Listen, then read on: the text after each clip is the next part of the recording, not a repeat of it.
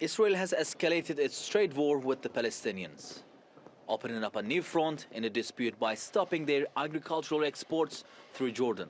The office of Israeli Defense Minister Naftali Bennett says the move is part of the sanctions Israel placed on Palestinians after the Palestinian Authority limited the import of cows from Israel.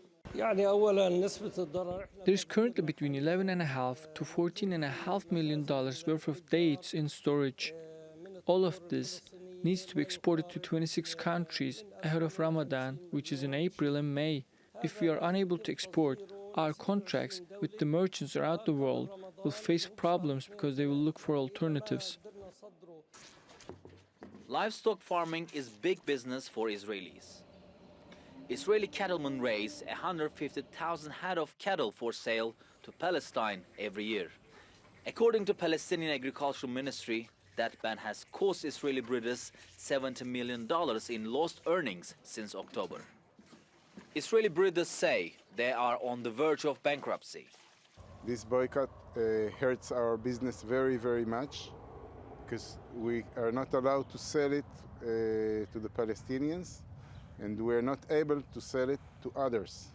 So we are stuck with a very large living stock. What neither side wants is another war, especially one that frustrates Palestine and Israel's trade relationship.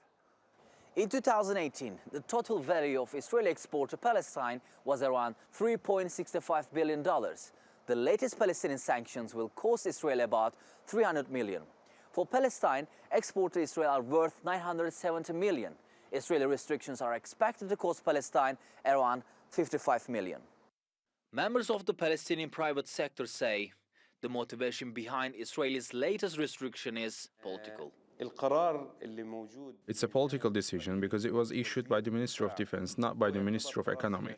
The representative of the private sector in joint cooperation with Palestinian leadership will confront any Israeli political decisions affecting the Palestinian economy and preventing Palestinian export. Despite years of conflict, Israel is Palestine's biggest trading partner. But with this latest economic dispute, Palestinians may need to look for new markets for their products. Mustafa Fatih Yavuz, TRT World, Occupied East Jerusalem.